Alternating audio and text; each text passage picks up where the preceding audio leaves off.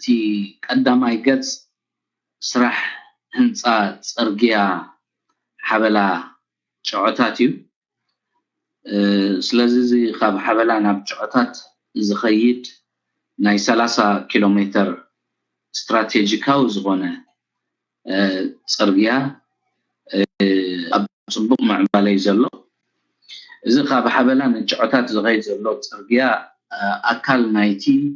كاب عدو عدد ني أقردت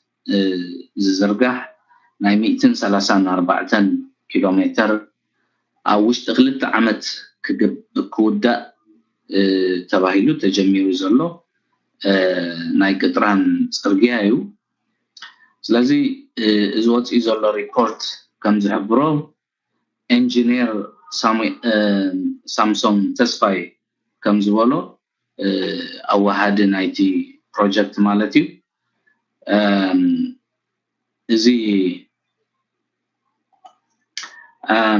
إذا حلفة 3 أوارح كور دار جميرو مالتي سقاب حجي أبزكاي زلو هنصا 800 نايتي سرح تعميمو له لازم 30 كيلومتر أزيو ترير عقبتات زبزحو كبساس لزغونه كاب عدو عدد بحبلا غيركا تورد ناب على قردت كازيو تحت سلازغونه سلازي نقول كل تورد سلازلقات زترر خفال نايتي عقبت ويكا ستيب سلوب نبلو ابزي خاب حبلا ني شعوتات زرغح خبابيو لازم زخبابزي ازي ترير زخونه نصرح زدليو عبيتي اخاوحنا فنقلكا بزحنا قعدكا بتحتتي صرغيا زحلف مفسس ماي زخون مترات وي بيتوتات انهانسكا سلازي زاغيت 4 بشدشته زخونو محلف بينتوتات سقاب شدشته هاني صمالو ابزناي 3 اوارح وان مالتي بحجون جنازه نوصلو ازي حفشاو سرح نايزي كاب عدو عددنا وردت زخيد ناي قطران صرغيا حجي حدا ربعي ويكا 3 اوارح رايو غيرو زلو خابت قودوز تبايلو زغبا غيزي مالتي از بزوان زراي 800 نايتي سرح تعميمو له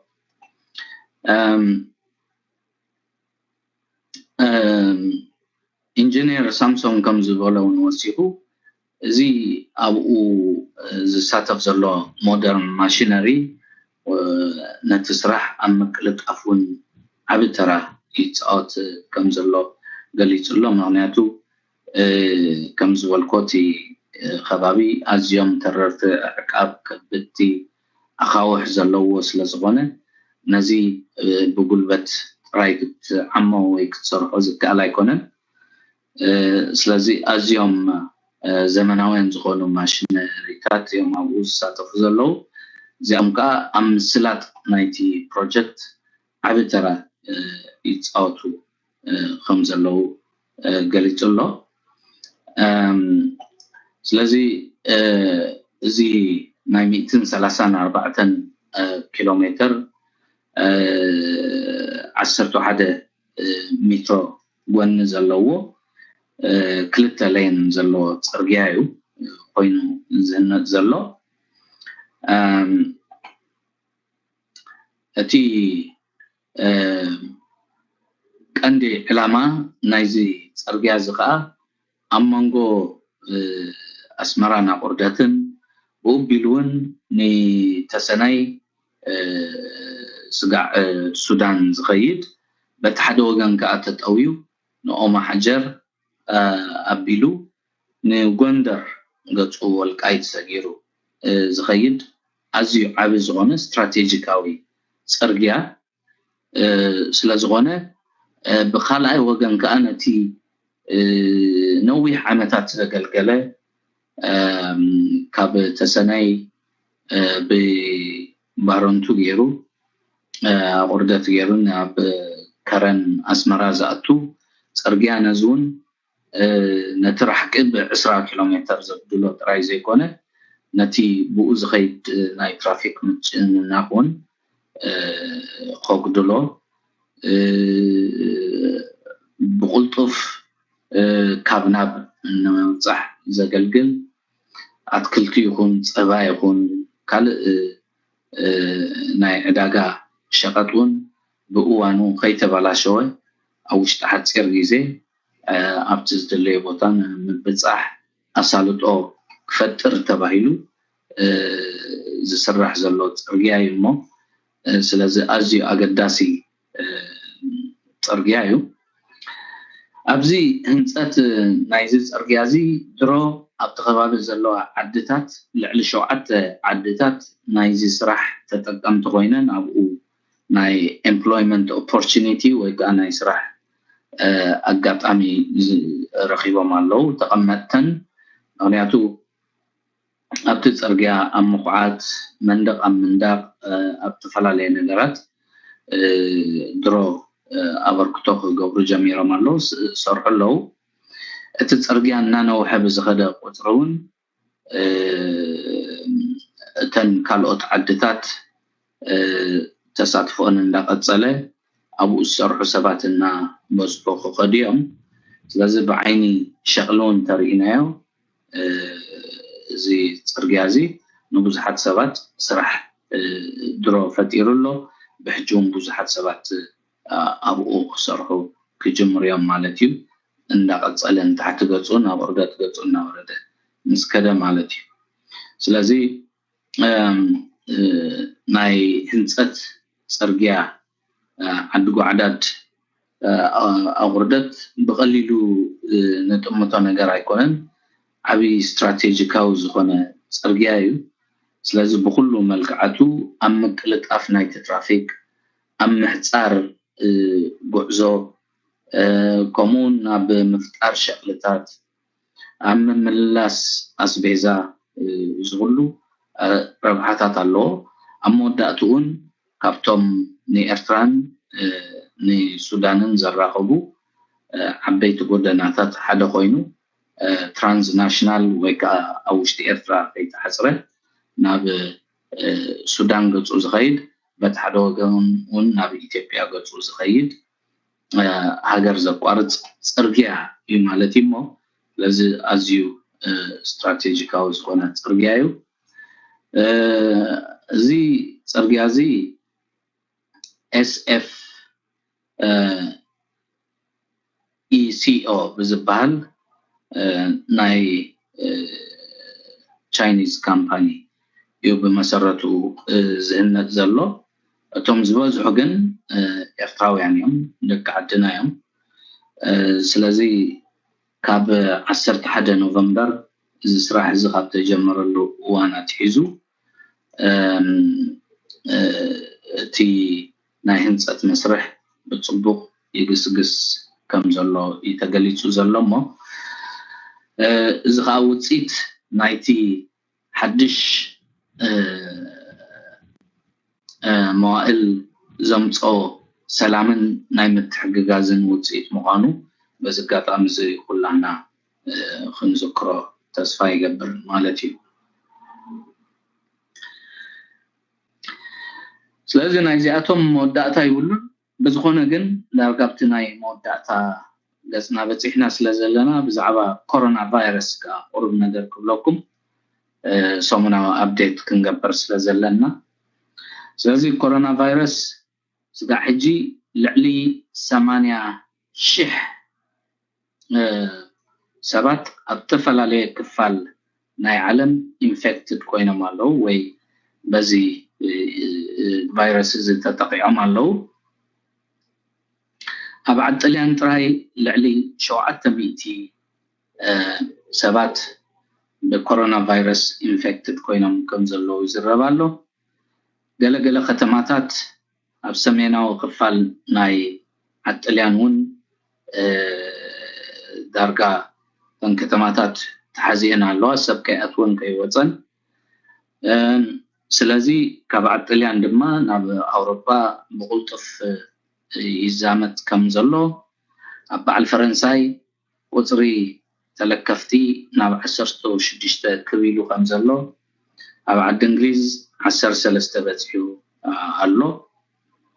ኣብ ሚድል ኢስት ውን እቲ ኢንፌክሽን ይበዝሕ ኣሎ ኣብ ኢራን ብዙሓት ሰባት በቲ ሕማም ተለኺፎም ኣለዉ ልዕሊ 17 ዝኾኑ መይቶም ኣለዉ ዛዲት እቲ ዝገርም ከዓ ምክትል ናይ ጥዕና ሚኒስተር ናይ ኢራን ኮሮና ቫይረስ ኢንፌክትድ ኮይኑ ኣሎ ወይ ሓሚሙ ኣሎ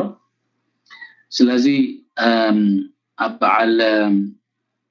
ሳውዝ ኮሪያ ዓብይ ሻቅሎት ኣምፂኡ ኣሎ ኣብ በዓል ጃፓን ኣብ ብራዚል ናይ መጀመርያ ናይ ኮሮና ቫይረስ ሕሙም